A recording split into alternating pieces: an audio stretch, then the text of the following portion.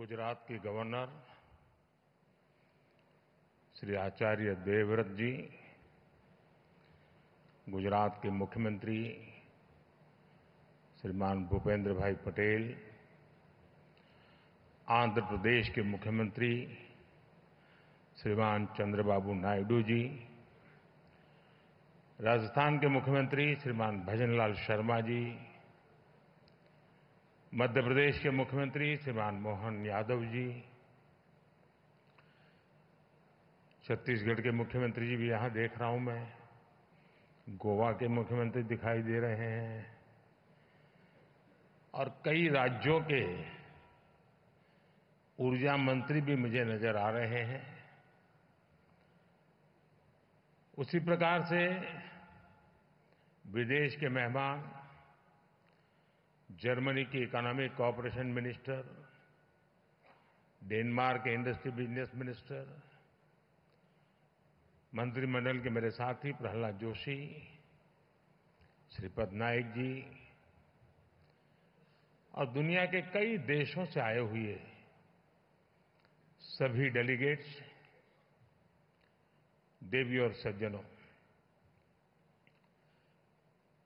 दुनिया के अनेक देशों से पधारे हुए सभी साथियों का वेलकम करता हूं, उनका अभिनंदन करता हूं। ये री इन्वेस्ट कॉन्फ्रेंस का 4th एडिशन है। मुझे पूरा विश्वास है आने वाले 3 दिनों तक यहां एनर्जी के फ्यूचर, टेक्नोलॉजी और पॉलिसीज पर सीरियस डिस्कशन होगा। यहां हमारे सीनियर मोस्ट सारे चीफ मिनिस्टर्स भी हमारे बीच हैं। उनका अपना भी इस क्षेत्र में बहुत अनुभव है। इन चर्चाओं में हमें उनका भी मूल्यवान मार्गदर्शन मिलने वाला है। इस कॉन्फ्रेंस से हम जो एक दूसरे से सीखेंगे वो पूरी ह्यूमैनिटी की भलाई के काम आएगा। मेरी शुभकामनाएं आप सबके साथ हैं। फ्रेंड्स, आप सभी जानते हैं कि भारत की जनता ने 60 साल बाद लगातार किसी सरकार को 3rd टर्म दिया है।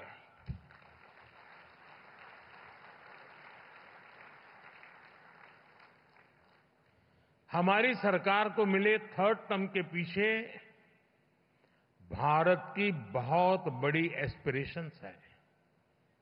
आज 140 करोड़ भारतवासियों को भरोसा है, भारत के युवाओं को भरोसा है, भारत की महिलाओं को भरोसा है कि उनकी एस्पिरेशंस को पिछले 10 साल में जो पंख लगे हैं वो इस 3rd टर्म में एक नई उड़ान भरेंगे।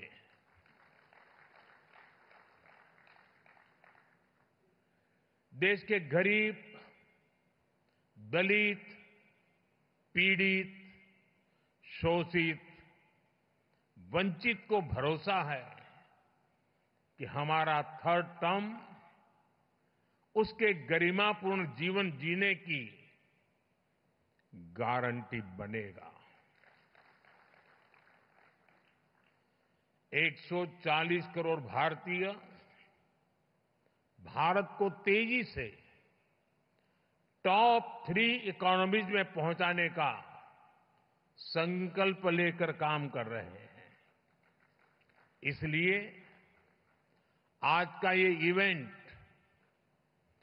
आइसोलेटेड इवेंट नहीं है।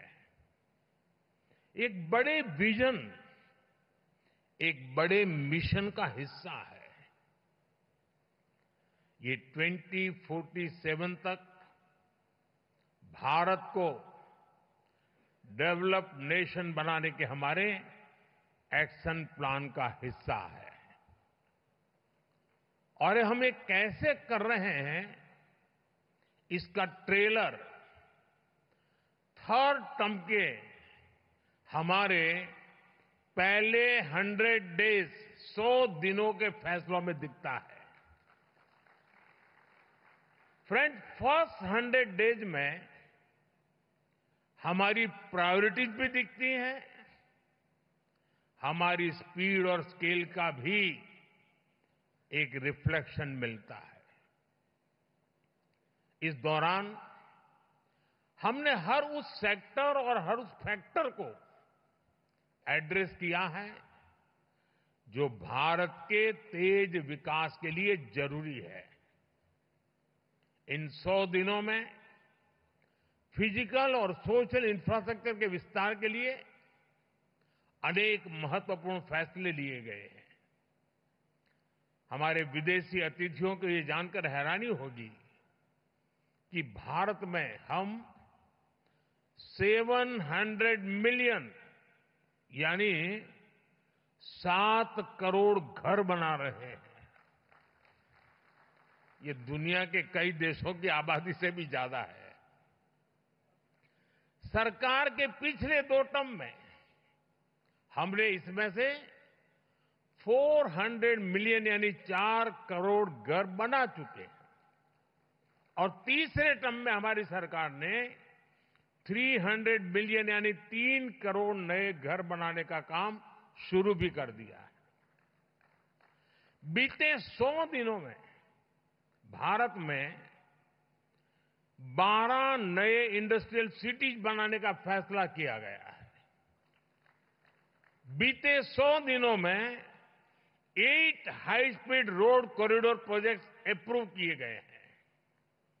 बीते 100 दिनों में 15 से ज्यादा नई made in India semi high speed Vande Bharat train launch की गई है। हमने रिसर्च को प्रमोट करने के लिए भी 1 ट्रिलियन रुपीस का रिसर्च फंड बनाया है। हमने इलेक्ट्रिक मोबिलिटी को बढ़ावा देने के लिए भी अनेक इनिशिएटिव्स अनाउंस किए हैं।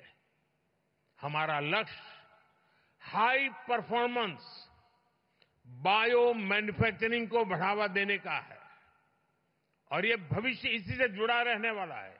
इसके लिए बायो E3 पॉलिसी को भी मंजूरी दी गई है। साथियों, बीते 100 डेज में ग्रीन एनर्जी के लिए भी कई बड़े फैसले लिए गए हैं। हमें ऑफशोर विंड एनर्जी प्रोजेक्ट्स के लिए वायबिलिटी गैप फंडिंग स्कीम की शुरुआत की गई है। इस पर हम 7,000 करोड़ रुपए से ज्यादा खर्च करने जाते हैं। भारत आने वाले समय में 31,000 मेगावाट हाइड्रो पावर जनरेट करने के लिए भी काम कर रहा है। इसके लिए 12,000 करोड़ रुपए से अधिक अप्रूव किए गए हैं। साथियों, भारत की डायवर्सिटी, भारत की स्केल, भारत की कैपेसिटी, भारत का पोटेंशियल, भारत की परफॉर्मेंस, ये सब यूनिक है। इसलिए मैं कहता हूं, Indian solutions for global application. इस बात को दुनिया भी भली भांति समझ रही है। आज भारतीयों को ही नहीं बल्कि पूरी दुनिया को लगता है कि भारत 21st सेंचुरी की बेस्ट बेट है।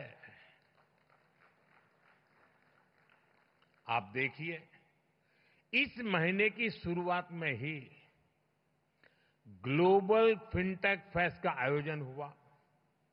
इसके बाद फर्स्ट सोलर इंटरनेशनल फेस्टिवल में दुनिया भर से लोग शामिल हुए। फिर ग्लोबल सेमीकंडक्टर समिट में दुनिया के कोने कोने से लोग भारत आए। इसी दौरान भारत ने सिविल एविएशन पर एशिया पैसिफिक मिनिस्ट्रियल कॉन्फ्रेंस के आयोजन का दायित्व निभाया। और अब आज यहां हम ग्रीन एनर्जी के फ्यूचर पर चर्चा के लिए जुटे हैं। फ्रेंड्स, मेरे लिए ये बहुत सुखद संयोग है कि गुजरात की जिस धरती पर श्वेत क्रांति, मिल्क रिवॉल्यूशन का उदय हुआ, जिस धरती पर मधु क्रांति, स्वीट रिवॉल्यूशन, शहद का काम, उसका उदय हुआ, जिस धरती पर सूर्य क्रांति, सोलर रिवॉल्यूशन का उदय हुआ, वहां ये भव्य आयोजन हो रहा है। गुजरात भारत का वो राज्य है जिसने भारत में सबसे पहले अपनी सोलर पावर पॉलिसी बनाई थी। पहले गुजरात में पॉलिसी बनी, इसके बाद हम नेशनल लेवल पर आगे बढ़े। दुनिया में, जैसा अभी भूपेंद्र भाई ने बताया, क्लाइमेट के लिए अलग से मिनिस्ट्री बनाने वालों में भी गुजरात बहुत आगे था। जिस समय भारत में सोलर पावर की बहुत चर्चा भी नहीं थी, गुजरात में सैकड़ों मेगावाट के सोलर प्लांट लग रहे थे। साथियों, आपने भी देखा होगा, ये जो वेन्यू है, इसका नाम महात्मा गांधी के नाम पर है, महात्मा मंदिर।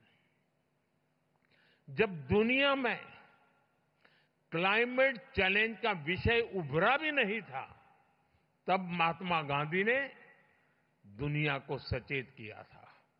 और महात्मा गांधी का जीवन देखेंगे तो मिनिमम कार्बन फुटप्रिंट वाला जीवन था। वो प्रकृति के प्रेम को जीते थे और उन्होंने कहा था, धरती के पास हमारी नीड को पूरा करने के लिए पर्याप्त रिसोर्सेज है, लेकिन ग्रीड को पूरा नहीं किया जा सकता। महात्मा गांधी का ये विजन भारत की महान परंपरा से निकला है। हमारे लिए ग्रीन फ्यूचर, नेट जीरो, ये कोई फैंसी वर्ड्स नहीं है। ये भारत की जरूरत है, ये भारत का कमिटमेंट है, भारत की हर राज्य सरकार का कमिटमेंट है। एक डेवलपिंग इकोनॉमी के नाते हमारे पास भी इन कमिटमेंट से बाहर रहने का जायज बहाना था। हम दुनिया को कह सकते थे कि विश्व को तबाह करने में हमारी कोई भूमिका नहीं है, लेकिन हमने ऐसा कर हाथ ऊपर नहीं किए। हम मानव जात के उज्जवल भविष्य की चिंता करने वाले लोग थे और इसलिए हमने दुनिया को राह दिखे उस प्रकार से जिम्मेवारी के साथ अनगिनत कदम उठाए हैं। आज का भारत सिर्फ आज का नहीं, बल्कि आने वाले 1000 साल का बेस तैयार कर रहा है। हमारा मकसद सिर्फ टॉप पर पहुंचना ही नहीं है, हमारी तैयारी टॉप पर सस्टेन करने की है। भारत इस बात को भली भांति जानता है। हमारी एनर्जी नीड्स क्या है, भारत जानता है। 2047 तक डेवलप्ड नेशन बनाने के लिए हमारी रिक्वायरमेंट्स क्या है, और हम ये भी जानते हैं कि हमारे पास अपने ऑयल और गैस के भंडार नहीं है। हम एनर्जी इंडिपेंडेंट नहीं है और इसलिए हमने solar power, wind power, nuclear और हाइड्रो पावर के दम पर अपने फ्यूचर को बिल्ड करने का फैसला लिया है। फ्रेंड्स, भारत G20 में पहला ऐसा देश है जिसने पेरिस में तय क्लाइमेट कमिटमेंट्स को डेडलाइन से 9 साल पहले अचीव कर लिया, 9 साल पहले पूरा कर दिया। और G20 देशों के समूह में हम अकेले हैं जिसने करके दिखाया है। जो डेवलप नेशन नहीं कर पाए, वो एक डेवलपिंग नेशन ने दुनिया को करके दिखाया है। अब 2030 तक 500 गीगावाट रिन्यूएबल एनर्जी के टारगेट को अचीव करने के लिए हम एक साथ कई स्तर पर काम कर रहे हैं। हम ग्रीन ट्रांजिशन को पीपल्स मूवमेंट बना रहे हैं। आप सभी को, अभी आपने वीडियो भी देखा, हमारी पीएम सूर्यघर मुफ्त बिजली स्कीम को स्टडी करना चाहिए। ये रूफटॉप सोलर की एक यूनिक स्कीम है। इसके तहत हम रूफटॉप सोलर सेटअप के लिए हर फैमिली को फंड कर रहे हैं, इंस्टॉलेशन में मदद कर रहे हैं। इस एक योजना से भारत का हर घर एक पावर प्रोड्यूसर बनने जा रहा है। अब तक 13 मिलियन यानी 1,30,00,000 से ज्यादा फैमिलीज इसमें रजिस्टर कर चुकी हैं। अभी तक 3.25 लाख घरों में इस योजना के तहत इंस्टॉलेशन का काम पूरा भी हो चुका है। साथियों, पीएम सूर्यघर मुफ्त बिजली योजना के जो रिजल्ट आने शुरू हुए हैं, ये रिजल्ट अपने आप अद्भुत है। एक छोटा परिवार जिसकी महीने में 250 यूनिट बिजली की खपत है और जो 100 यूनिट बिजली पैदा करके ग्रिड में बेच रहा है, उसे साल में करीब करीब 25,000 रुपए की कुल बचत होगी। यानी लोगों का जो बिजली बिल बचेगा और जो वो कमाएंगे, उससे उनको करीब 25,000 रुपए का फायदा होगा।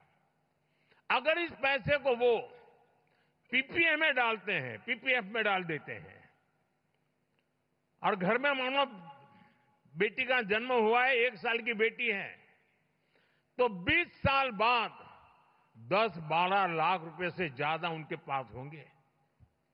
आप कल्पना कर सकते हैं, बच्चों की पढ़ाई लिखाई से लेकर शादी ब्याह तक ये पैसा बहुत काम आएगा। साथियों, इस स्कीम से 2 और बड़े लाभ हैं। ये स्कीम इलेक्ट्रिसिटी के साथ साथ एम्प्लॉयमेंट जनरेशन और एनवायरमेंट प्रोटेक्शन का भी माध्यम बन रही है। ग्रीन जॉब बहुत तेजी से बढ़ने वाले हैं। हजारों वेंडर्स की जरूरत पड़ेगी। लाखों लोग इसको इंस्टॉल करने के लिए लगेंगे। इस योजना से करीब 2 मिलियन यानी 20 लाख रोजगार पैदा होंगे। पीएम सूर्यघर स्कीम के तहत 3 लाख नौजवानों को स्किल्ड मैन पावर के तौर पर तैयार करने का लक्ष्य है। इनमें से 1 लाख नौजवान तो सोलर पीवी टेक्नीशियंस भी होंगे। इसके अलावा हर 3 किलोवाट सोलर बिजली पैदा करने 50-60 टन कार्बन डाइऑक्साइड का एमिशन भी रुकेगा। यानी पीएम सूर्यघर मुफ्त बिजली योजना से जुड़ने वाला हर परिवार क्लाइमेट चेंज से मुकाबला करने में भी बड़ा योगदान देगा। साथियों, जब 21वीं सदी का इतिहास लिखा जाएगा तो उसमें भारत की सोलर क्रांति का चैप्टर, सोलर रिवॉल्यूशन का चैप्टर सुनहरे अक्षरों में लिखा जाएगा। साथियों, जो विदेश के मेहमान आए हैं, मैं उनको कहूंगा, यहां से 100 किलोमीटर की दूरी पर ही एक बहुत खास गांव है, मोढेरा। वहां सैकड़ों साल पुराना सन टेम्पल है और ये गांव भारत का पहला सोलर विलेज भी है। यानी इस गांव की सारी जरूरतें सोलर पावर से पूरी होती है। आज देश भर में ऐसे अनेक गांवों को सोलर विलेज बनाने का अभियान चल रहा है। साथियों, मैं अभी यहां जो एग्जीबिशन लगा है वो देखने गया था और आप सबसे भी मेरा आग्रह है, एग्जीबिशन जरूर देखिए। आप सभी अयोध्या के बारे में तो भरपूर जानते हैं। अयोध्या नगरी भगवान राम की जन्मस्थली है और भगवान राम तो सूर्यवंशी थे।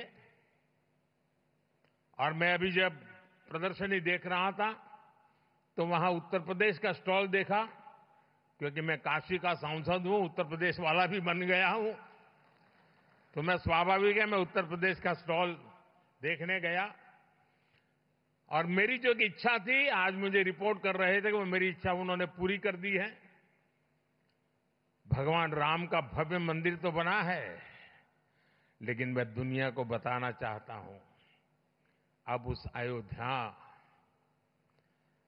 जो सूर्यवंशी भगवान राम की जन्मभूमि है, वो पूरा अयोध्या मॉडल सोलर सिटी बनाने का लक्ष्य लेकर चल रहा है। करीब करीब काम पूरा होने आया है। हमारा प्रयास है कि अयोध्या का हर घर, हर कार्यालय, हर सेवा सौर शक्ति से चले, सोलर एनर्जी से चले। और मुझे खुशी है कि अब तक हम अयोध्या के अनेकों सुविधाओं और घरों को सोलर एनर्जी से जोड़ चुके हैं। अयोध्या में बड़ी संख्या में सोलर स्ट्रीट लाइट्स, सोलर चौराहे, solar boards, solar water ATM और सोलर बिल्डिंग देखी जा सकती है। हमने भारत में ऐसे 17 शहरों की पहचान की है जिसे हम इसी प्रकार सोलर सिटी के तौर पर विकसित करना चाहते हैं। हम अपने एग्रीकल्चर फील्ड्स को, हमारे खेतों को भी, हमारे किसानों को आत्मनिर्भर बनाने के लिए सोलर पावर जनरेशन का माध्यम बना रहे हैं। आज किसानों को इरिगेशन के लिए सोलर पंप और छोटे सोलर प्लांट लगाने के लिए मदद दी जा रही है। भारत आज रिन्यूएबल एनर्जी से जुड़े हर सेक्टर में बड़ी स्पीड और बड़े स्केल पर काम कर रहा है। बीते दशक में हमने न्यूक्लियर एनर्जी से पहले की तुलना में 35% ज्यादा बिजली पैदा की है। भारत ग्रीन हाइड्रोजन के क्षेत्र में ग्लोबल लीडर बनने का प्रयास कर रहा है। इसके लिए हमने करीब 20,000 करोड़ रुपए का ग्रीन हाइड्रोजन मिशन लॉन्च किया है। आज भारत में वेस्ट टू एनर्जी का भी एक बहुत बड़ा अभियान चल रहा है। क्रिटिकल मिनरल से जुड़े चैलेंजेस को एड्रेस करने के लिए हम सर्कुलर अप्रोच को प्रमोट कर रहे हैं। रीयूज और रीसाइकल से जुड़ी बेहतर टेक्नोलॉजी तैयार हो, इसके लिए स्टार्टअप्स को भी सपोर्ट किया जा रहा है। साथियों, प्रो प्लेनेट पीपल का सिद्धांत हमारा कमिटमेंट है। इसलिए भारत ने दुनिया को मिशन लाइफ यानी लाइफस्टाइल फॉर एनवायरनमेंट का विजन दिया है। भारत ने इंटरनेशनल सोलर अलायंस का इनिशिएटिव लेकर दुनिया के सैकड़ों देशों को जोड़ा है। भारत की G20 प्रेसिडेंसी के दौरान भी ग्रीन ट्रांजिशन पर भी हमारा बहुत फोकस रहा है। G20 समिट के दौरान ग्लोबल बायोफ्यूल अलायंस भी लॉन्च किया गया था। भारत ने अपनी रेलवे को इस दशक के अंत तक नेट जीरो बनाने का भी लक्ष्य रखा है। कुछ लोगों को लगेगा भारत की रेलवे नेट जीरो हो मतलब क्या है, जरा मैं उनको बताता हूं। हमारा रेलवे नेटवर्क इतना बड़ा है कि डेली ट्रेन के डिब्बे में करीब करीब 1-1.5 करोड़ लोग होते हैं। इतनी बड़ी बड़ी ट्रेन का, और उसको हम नेट जीरो बनाने वाले हैं। हमने ये भी तय किया है कि 2025 तक हम पेट्रोल में 20% इथेनॉल ब्लेंडिंग का टारगेट हासिल करेंगे। भारत के लोगों ने गांव-गांव में हजारों अमृत सरोवर भी बनाए हैं, जो वाटर कंजर्वेशन के काम आ रहे हैं। आजकल आप देख रहे होंगे, भारत में लोग अपनी मां के नाम पर एक पेड़ लगा रहे हैं। एक पेड़ मां के नाम। मैं आपसे भी इस अभियान से जुड़ने का आग्रह करूंगा, दुनिया के हर नागरिक को आग्रह करूंगा। साथियों, भारत में रिन्यूएबल एनर्जी की डिमांड तेज हो रही है। सरकार भी इस डिमांड को मीट करने के लिए नई पॉलिसीज बना रही है, हर तरह से सपोर्ट दे रही है। इसलिए आपके सामने अपॉर्चुनिटी सिर्फ एनर्जी जनरेशन में ही नहीं है, बल्कि मैन्युफैक्चरिंग में भी अद्भुत संभावनाएं हैं। भारत का प्रयास पूरी तरह से मेड इन इंडिया सॉल्यूशन का है। इससे भी आपके लिए यहां अनेक संभावनाएं बन रही हैं। भारत सही मायने में आपके लिए एक्सपेंशन की ओर बेहतर रिटर्न की गारंटी है। और मैं आशा करता हूं कि आप उसमें जुड़ेंगे। इस क्षेत्र में इन्वेस्टमेंट के लिए इससे बेहतर कोई जगह नहीं हो सकती है। इनोवेशन के लिए बहुत अच्छी जगह और नहीं हो सकती है।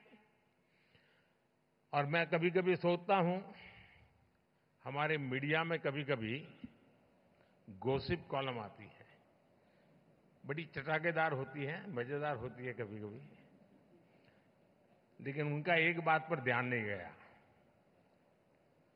और आज के बाद जरूर ध्यान जाएगा। अभी जो यहां भाषण कर रहे थे ना प्रहलाद जोशी, वो हमारे रिन्यूएबल एनर्जी के मिनिस्टर है, लेकिन मेरी पिछली सरकार में वो कोयले के मंत्री थे।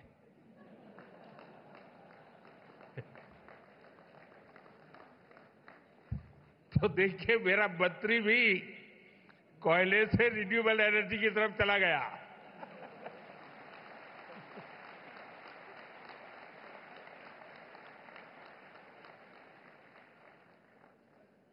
मैं एक बार फिर आप सभी को भारत की ग्रीन ट्रांजिशन में इन्वेस्ट करने के लिए आमंत्रित करता हूं और आप इतनी बड़ी तादाद में यहां आए, मैं आपका फिर से एक बार इस धरती में मैं पैदा हुआ, गुजरात ने मुझे बहुत कुछ सिखाया, तो मेरा भी मन करता है कि गुजरात के मुख्यमंत्री के साथ साथ मैं भी आप सबके स्वागत में अपनी भावनाओं को व्यक्त करते हुए, आप सबका धन्यवाद करते हुए, सभी राज्यों की भागीदारी के लिए मैं सभी राज्य सरकारों का भी आभार व्यक्त करता हूं। जिन मुख्यमंत्री यहां पधारे हैं उनका भी मैं विशेष रूप से आभार व्यक्त करता हूं और मैं पूरे विश्वास से कहता हूं कि ये हमारी समिट, इस समिट में होने वाला संवाद, ये हम सबको जोड़ेगा भी और हमें अपनी भावी पीढ़ी के उज्जवल भविष्य के लिए जोड़ेगा। मुझे याद है एक बार राष्ट्रपति ओबामा यहां पर टूर, भारत में उनका प्रवास था, बायोलेटरल विजिट के लिए आए थे, तो हमारी प्रेस कॉन्फ्रेंस थी दिल्ली में। तो किसी पत्रकार महोदय ने पूछा,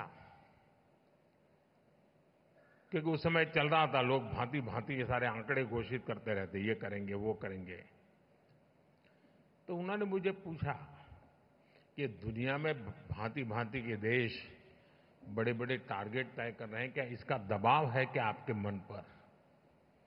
और मैंने उस दिन जवाब दिया था मीडिया को, ये मोदी है,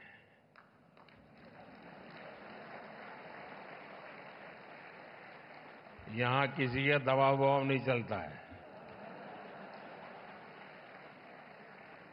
फिर मैंने कहा था कि हां, मुझ पर दबाव है और वो दबाव है हमारी भावी पीढ़ी के संतानों का, उनके सब जो जन्मे भी नहीं है लेकिन उनके उज्जवल भविष्य की चिंता मुझे सताती रही है और इसलिए आने वाली पीढ़ियों के कल्याण के लिए काम मैं कर रहा हूं। और आज भी ये समिट हमारे बाद दूसरी, तीसरी, चौथी पीढ़ी के उज्जवल भविष्य की गारंटी बनने वाली है। उतना बड़ा काम करने के लिए आप यहां आए हैं, महात्मा गांधी के नाम पर बने इस महात्मा मंदिर में आए हैं। मैं फिर एक बार आप सबका हृदय से बहुत बहुत धन्यवाद करता हूं। नमस्कार। बहुत धन्यवाद माननीय। नवनवीन बातम्या बघण्यासाठी आमच्या चॅनलला सबस्क्राईब करायला विसरू नका।